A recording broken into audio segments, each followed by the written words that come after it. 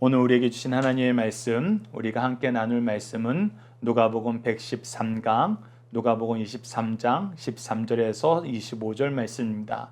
누가복음 23장 13절에서 25절 말씀 제가 봉독해 드리도록 하겠습니다. 빌라도가 대제사장들과 관리들과 백성을 불러 모으고 이르되 너희가 이 사람이 백성을 미혹하는 자라 하여 내게 끌고 왔도다. 보라 내가 너희 앞에서 신문하였으되 너희가 고발하는 일에 대해서 이 사람에게서 죄를 찾지 못하였고 헤롯이 또한 그렇게 하여 그를 우리에게 도로 보내었도다. 보라 그가 행한 일에는 죽일 일이 없느니라. 그러므로 때려서 놓겠노라. 무리가 일제히 소리질러 이르되 이 사람은 없지하고 바라바를 우리에게 놓아주소서 하니 이 바라바는 성중에서 일어난 밀랑과 살인으로 말미암아 옥에 갇힌 자로라. 빌라도는 예수를 놓고자 하여 다시 그들에게 말하되 그들은 소리질러 이르되 그를 십자가에 못 박게 하소서 십자가에 못 박게 하소서 하는지라. 빌라도가 세 번째 말하되 이 사람이 무슨 악한 일을 하였느냐. 나는 그에게서 죽일 죄를 찾지 못하였나니 때려서 놓으리라 하니 그들이 큰 소리로 재촉하여 십자가에 못 박기를 구하니 그들의 소리가 이긴지라. 이에 빌라도가 그들이 구하는 대로 하기를 언도하고 그들이 요구하는 자 곧 밀랑과 살인으로 말미암아 옥에 갇힌 자를 놓아주고 예수는 넘겨주어 그들의 뜻대로 하게 하니라. 아멘. 오늘 본문 말씀을 빌라도에게서 사형 확정 판결을 받으신 예수님이란 제목으로 함께 말씀을 나누도록 하겠습니다. 오늘 본문 말씀을 저희들 크게 두 단락으로 나눠서 보고자 합니다. 첫 번째 단락은 13절에서 17절 말씀으로 빌라도는 왜 무죄한 예수님을 때려서 놓겠다고 하나요? 키워드는 무죄, 검증, 때려, 석방, 경고. 함께 묵상할 말씀을 통해서 우리가 이 내용을 좀 더 심도 깊게 확인하는 시간을 갖도록 하겠습니다. 자, 13절 말씀 보시죠. 빌라도가 대제사장들과 관리들과 백성을 불러 모으고 이제 그가 신문한 모든 판결을 하기 위해서 백성들을 불러 모았어요. 그리고 얘기합니다. 14절 보시죠. 이르되 너희가 이 사람이 백성을 미혹하는 자라 하여 내게 끌고 왔도다. 보라 내가 너희 앞에서 신문하였을 때 너희가 고발하는 일에 대하여 이 사람에게서 죄를 찾지 못하였고 네. 미혹해서 로마의 반기를 든 사람이라고 너희들이 고발했는데 내가 아무리 신문을 해도 로마에 대한 반역의 혐의는 없더라. 너희들이 지금 이 사람이 무죄한데 고발한 걸 내가 알았다. 그들이 죄를 지었다는 것을 사실 이 이방인인 빌라도가 선언하고 있는 거예요. 너희들의 악함이 좀 도를 넘었다라고 얘기하는 거예요. 근데 그 부분에 대해서 내가 혼자 판결하면 힘을 얻을 수 없는데 누구도 이와 같이 판결했어요? 헤롯도 그와 같이 판결한 거예요. 15절 보시죠. 헤롯이 또한 그렇게 하여 그를 우리에게 도로 보내었도다. 보라 그가 행한 일에는 죽일 일이 없느니라. 너희들이 죽여달라고 왔는데 죽일 일을 도무지 찾지 못했다. 그리고 나는 알아. 너희들이 나를 이용해서 이 무죄한 사람을 죽이려고 계략을 꾸민 거 나 알아. 근데 너희들 좀 너무 나갔다. 여러분 이게 얼마나 부끄러운 일입니까? 평상시대 유대인들은 종교적 자존심이 있었어요. 그들은 선민이고 이 로마는 지금 비록 힘은 강하나 짐승과 같은 존재들이에요.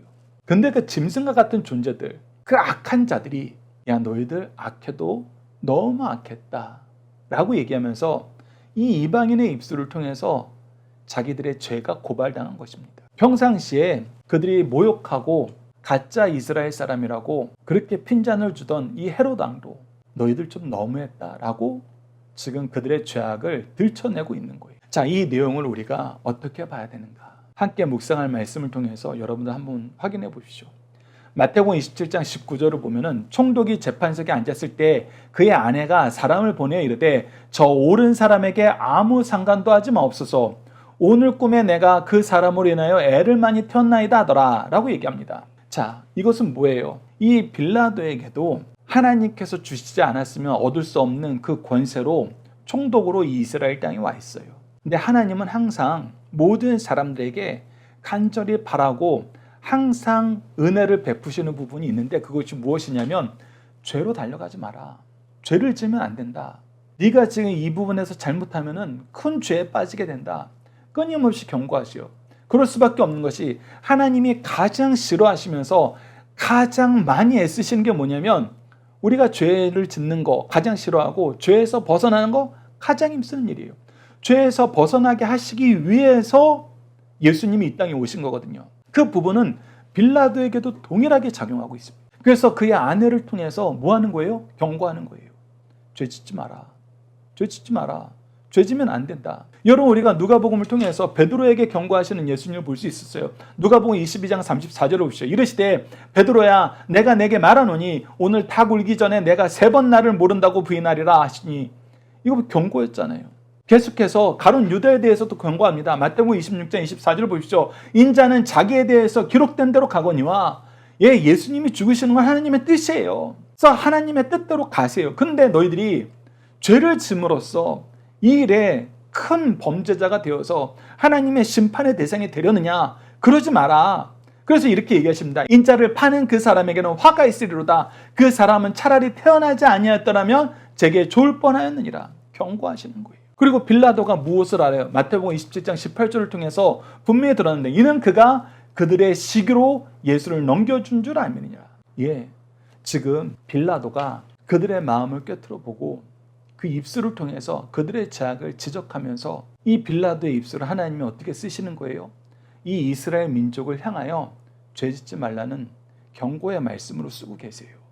여러분, 이 역사가 하나님이 얼마나 자주 사용하시던 것인지 우리가 알고 있잖아요. 우리가 구약 민수기를 통해서도 발람이 하나님의 명령을 어기고 탐욕에 어두워서 이스라엘 민족을 저주하러 갈 때 하나님께서 어떻게 하십니까? 나귀를 들어서 그를 경고하세요. 하나님은 이렇게 죄에 빠지지 않게 끊임없이 경고를 하세요. 그런데 앞으로 어떻게 되는지 보십시오.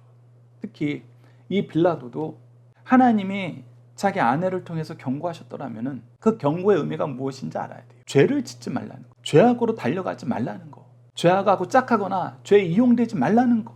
이 3가지 항상 여러분들 주의 깊게 보셔야 됩니다. 내가 죄를 주체적으로 짓는 건 너무나 악한 거예요. 그런데 이와 못지않은 게 무엇이냐면, 어쩔 수 없이 내가 죄악하고 짝하게 되었다 하면서 자기 욕심을 채우기 위해서 죄와 짝하는 거예요. 나는 거룩한 척 하면서 죄하고 짝하면서 심하게는 어떤 일을 해요? 이 발람처럼 발락의 일을 의로운 일로 포장시켜 주려고 그래요. 하나님의 일로 포장시켜 주려고 그래요. 이거 아주 악한 거예요. 이거는 죄악하고 짝하는 겁니다. 더 나아가서 내가 하나님의 말씀에서 떠나면은 가장 안타까운 경우긴 한데, 어떤 경우가 생겨요? 내가 죄악에 이용당하는 경우가 생겨요. 여러분, 이 3가지 경우는 우리가 다 주의해야 됩니다. 그런데 이 빌라도가 죄를 짓지 말아야 되는데 16절 보면 어떻게 해요? 예수님의 죄가 없다 선언하면서 뭐라 그래요? 죄가 없으면 석방해야죠. 죄가 없으면 석방했어야 돼요. 그런데 어떻게 하겠다 그래요? 그러므로 때려서 놓겠노라. 죄가 없는데 왜 때려요?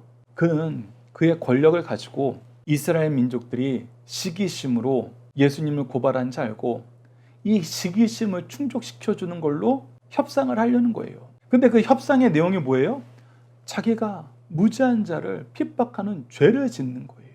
여러분은 계속해서 아무리 강조해도 부족함이 없습니다. 하나님은 우리가 죄를 짓지 않도록 끊임없이 경고하세요. 그 죄를 짓지 않게 하시는 것이 하나님에게는 가장 중요한 일이에요. 그래서 끊임없이 서로가 서로에게 경고를 하게 만듭니다. 그런데 그 경고가 무색하게 이렇게 죄악에 이용당하고 죄악과 짝하고 죄를 짓는데 앞장서는 사람들이 생깁니다. 여러분, 이것을 우리가 깨닫기 위해서는 말씀과 기도로 깨어 있어야 돼요. 이 부분 여러분들 기억해 주시기 바랍니다. 자, 함께 묵상할 말씀, 앞서 윗부분은 나눴으니까 잠언 6장 16절에서 19절을 봅시다. 여호와께서 미워하시는 것 곧 그 마음에 싫어하시는 것이 옛 7가지니 곧 교만한 눈과 거짓된 혀와 무지한 자의 피를 흘리는 손과 악한 계계를 꾀하는 마음과 빨리 악으로 달려가는 발과 거짓을 말하는 망령된 증인과 및 형제 사이를 이간하는 자니라. 여러분, 이 모습을 여러분들 각자가 말씀 속에서 확인해 보세요. 빌라도 이거 다 하고 있어요. 헤롯 이거 다 하고 있어요. 유대 지도자들 이거 다 하고 있어요. 이게 얼마나 하나님이 싫어한다고 강력하게 얘기하시면서 이런 자들을 향한 징계가 있고 이런 것에 빠지지 않도록 하나님의 도우심이 있다는 것을 끊임없이 보여주는데도 빠져나오지 못해요. 왜? 말씀과 기도를 멀리하니까, 하나님의 통치를 인정하지 않으니까. 여러분, 이 내용 잘 기억하시면서 우리는 이런 실수 범하지 않도록, 이런 죄악에 달려가지 않도록 항상 말씀과 기도로 깨어있길 간절히 기도합니다. 자, 두 번째 단락 봅시다. 18절에서 25절 말씀입니다. 빌라도는 어떠한 이유로 예수님에게 십자가 사형을 선고했나요? 키워드는 바라바, 밀란, 살인, 석방, 예수, 무죄, 십자가입니다. 자, 18절 보십시오. 무리가 일제히 소리질러 이르되 이 사람을 없이 하고 바라바를 우리에게 놓아주소서 하니. 예, 우리가 첫 번째 단락에서 봤던 것처럼 하나님께서 얼마나 이 이스라엘 민족을 안타깝게 여기셨으면 이 빌라도의 입술을 빌러서 너희들 너무 심하다, 그 범죄에 대한 경고를 주셨어요. 그런데 어때요? 아랑곳하지 않아요. 아랑곳하지 않아요. 말씀과 기도로 깨어있지 못하니까, 하나님 말씀이 중심이 되지 않으니까 여러분 이 악을 행하는 거예요. 6월절 전날이라고 시체 만지는 건 거부하면서 시체를 만드는 것은 괜찮다고 생각하는 이 편협한, 자기 좋을 대로 해석하는 이 신앙의 문제에 하나님의 말씀을 깨닫지 못한 이 어리석음, 여러분 이것은 우리가 정말 조심해야 됩니다. 특히 바라바에 대해서 뭐라고 얘기합니까? 19절 보시죠. 이 바라바는 성중에서 일어난 밀란과 살인으로 말미암아 옥에 갇힌 자로라. 예, 이 사람은 죽이는 사람이었어요. 예수님은 어떤 분이었습니까? 살리는 분이었어요. 이 사람은 사람들을 괴롭게 하는 강도였지만 예수님은 은혜와 복을 넘치도록 부어주시는 우리의 주님, 우리의 구주였어요. 그런데 바꾸자는 겁니다. 바꾸자는 거예요. 이들이 왜 예수님을 이 바라바보다도 못하게 여겼을까요? 여러분들, 예수님께서 미리 말씀하셨던 것처럼, 요한복음을 통해서 우리에게 아주 자세하게 설명했던 것처럼, 빛이 세상에 왔으되 어둠이 이 빛을 미워하는 거로 그들의 어둠, 그들의 죄악이 드러나니까. 여러분, 이것을 우리가 의학적으로 비유를 하면은 어떤 경우냐면, 아주 훌륭한 의사 선생님이 계셔서 우리가 차마 발견하지 못한 큰 병을 미리 발견해주고 치료하자라고 얘기한 거예요. 여러분, 우리가 병을 알아보면 알잖아요. 그것이 얼마나 감사한 일이고 이것보다 더 큰 축복이 없는 줄 알아요. 이 사람 안 만났으면, 이 사람이 발견해주지 않았으면, 이 사람이 치료해주지 않았으면 우리가 언제 어떻게 어떤 과정에 어떤 심한 고통 속에 죽었는지 우리는 알 수 없어요. 근데 이 사람이 치료해 준다는 거예요. 그런데 저희 이스라엘 민족을 이 상황에 대입해 보면, 네가 뭔데 내가 아프다 그래?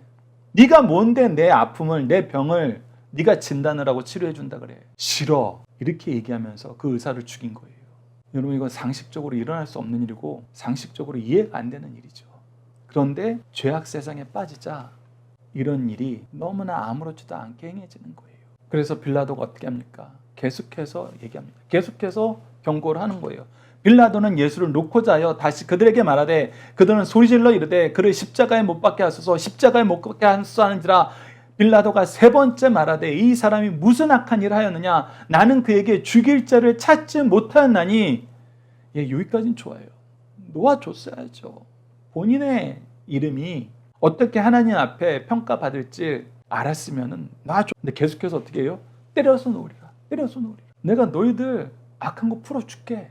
이것이 스스로 지혜롭다고 생각하는 사람, 스스로 권세 있다고 생각하는 사람들의 한계예요. 그들은 자기가 원하는 대로 하면은 다 잘 풀릴 줄 알아요. 그런데 의로운 길을 가지 않으면 상호가 서로가 쌍방이 죄를 더 지을 뿐입니다. 한쪽이라도 의로운 길로 가야지 쌍방이 악을 행하면서 절충할 수 있다고 생각하는 건 여러분들 착각이에요. 절대 불가능한 것입니다. 그래서 어떤 일이 발생합니까? 23절 보시죠. 그들이 큰 소리로 재촉하여 십자가에 못 박기를 구하나니 그들의 소리가 이긴지라. 네, 의를 행하려 하지 않으니까 빌라도가 큰 악을 작은 악으로 막을 수 있다고 생각하니까 결국 큰 악에 삼켜져 버린 거예요.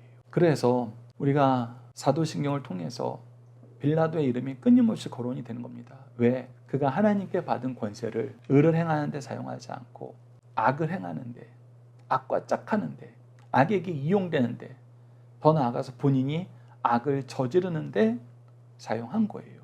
하나님이 주신 권세를. 여러분, 이 내용은 우리 허투루 넘겨서는 안 됩니다. 그래서 마지막 24절 25절 보시죠. 이에 빌라도가 그들이 구하는 대로 하기를 언도하고 그들이 요구하는 자 곧 밀란과 살인으로 말미암아 옥에 갇힌 자를 놓아주고 예수는 넘겨주어 그들의 뜻대로 하게 아니라.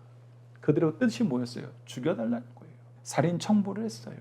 살인 청부를 하고 살인 청부를 받아준 거예요. 악에서 벗어난 거 아니에요. 악을 용인하고 악과 짝한 거예요. 무엇해야 될 책임이 있는 사람이 선한 일에 기준이 되고 악한 일에 심판관이 되어야 될 사람이, 우리가 로마서 말씀을 통해서 세상 권세자들이 왜 권세를 하나님께서 주셨는지를 분명히 드러냈죠. 그는 그 권세를 바르게 사용하지 않은 거로 그가 끊임없이 얼마나 큰 죄를 지게 됐는지 우리에게 교훈으로 남겨준 것입니다. 그러면서 이스라엘 민족이 그 악이 얼마나 강하고 얼마나 무모했는지를 보여주는 것이 요한복음 19장 말씀과 마태복음 27장 말씀입니다. 요한복음 19장 15절 말씀을 보시죠. 그들이 소리 지르되 없이 하소서 없이 하소서, 그를 십자가에 못 박게 하소서. 빌라도가 이르되 내가 너희 왕을 십자가에 못 박으랴. 그러자 뭐라 그래요? 대제사장들이 평상시에는 로마 총독 인정하지도 않고 로마를 악의 세력으로 규정했던 그들이 뭐라 그래요? 대답하되 가이사 외에는 우리에게 왕이 없나이다. 오직 하나님을 왕으로 모셔야 되는 메시아를 기다리고 있다는 그들이에요.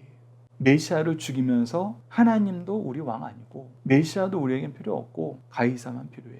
여러분, 이것은 정말 엄청난 선언이 되어버린 거예요. 엄청난 악을 고백한 것이 된 겁니다. 마태복음 27장 25절은 더 심하죠. 백성이 다 대답하여 이르되 그 피를 우리와 우리 자손에게 돌리지어다.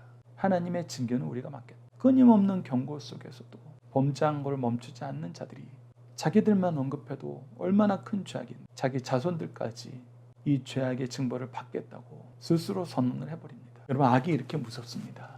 악에 오염되면 헤어나오질 못해요. 그래서 여러분들 예수님의 목소리에 귀를 기울이세요. 하나님의 말씀에 귀를 기울이세요. 악을 분별하고 악은 그 모양이라도 버려야 돼요. 우리가 적당히 악과 선을 섞어서 살 수 있을 거라고 생각하는 거 착각이에요. 이미 우리가 스스로 이 죄악 세상에 항복을 해버린 거예요. 죄악의 노예로 살겠다고 달려간 것과 마찬가지예요. 악은 악인지 깨닫는 그 순간 돌이켜야 됩니다. 자, 중심사상 하나씩 보도록 하겠습니다. 첫 번째, 로마의 유능한 총독 빌라도는 예수를 신문하였으나 죄를 발견할 수 없었어요. 유대 지도자들이 고소한 내용은 사실이 아님이 드러났어요. 그는 예수의 석방을 위해 나름대로 노력하였습니다. 그러나 끝까지 석방하지 못한 것은 사법적 판단보다 정치적 판단을 우선하였기 때문이에요. 그 결과 유대 지도자들의 계획에 말려들어 역사상 가장 치욕적인 사람이 되고 말았습니다. 예, 정치적 판단을 선호했다는 건 무슨 뜻이에요? 그가 악과 짝했다는 거예요. 악과 타협하려고 했다는 거예요. 그건 다 실패합니다. 범죄와 타협하거나 묵인하는 것이 얼마나 비참한지를 가르쳐 주시는 말씀이에요. 두 번째, 유대인들은 악한 지도자들의 충동과 군중의 심리에 들떠 예수 체형의 죗값을 책임지겠다고 경솔히 말하고 말았어요. 이들은 생명의 주를 죽인 죄, 예수와 선지자를 죽인 죗값으로 주 70년 예루살렘 멸망부터 시작하여 1900년간이나 전 세계에 흩어져 방황하였습니다. 그러면서 얼마나 많은 고난과 학살과 저주를 받았습니까? 오늘도 하나님의 심판을 경솔히 말하는 자는 지옥에 있다면 나를 보내달라고 하는 자들과 마찬가지입니다. 그들의 소원대로 치명적이며 구제불능한 지옥 형벌을 받게 될 것입니다. 결코 경거망동하는 행위는 하지 맙시다. 세 번째, 유대인들은 자신들에게 가이사 외에는 왕이 없는데 예수가 자기 왕이라 하였다며 예수를 사형에 해당한 죄인이라고 정죄하였어요. 예수를 죽이기 위해 빌라도에게 요청할 때 가이사 외에는 자신들에게 왕이 없는데 자칭 왕이라고 하는 자를 죽이지 않으면 가이사의 충신이 아니라고 협박했어요. 그렇게 해서 예수의 사형 집행을 허락받았어요. 편리에 따라 말을 바꾸는 인간의 죄악상을 그대로 보여주는 말씀입니다. 우리 자녀들과 함께하는 기도 훈련 내용으로 함께 기도하도록 하겠습니다. 공의로우신 하나님, 우리가 죄로 달려가는 것을 막기 위해서 미리 말씀으로 권면하시고 고쳐주시고 기도를 통해서 이기림 주시고 승리의 찬양을 주심을 감사합니다. 죄를 이기는 능력의 말씀을, 기도의 능력을 가정과 교회를 통해서 잘 배우고 잘 가르치게 하셨는데 우리가 성공에는 민감하면서 죄악에는 둔해져서 말씀의 힘도 기도의 능력도 잘 전하지 못함을 용서해 주소서. 말씀과 기도를 통해서 우리에게 주신 은혜와 능력이 크오니 이 놀라운 영적 유산을 우리 자녀들에게 잘 전하여 죄와 짝하지 않고 악한 세력에게 이용당하지 않고 담대히 죄를 이기며 의의 열매를 맺는 자녀들이 되도록 도와주소서. 예수님 이름으로 기도드립니다. 아멘.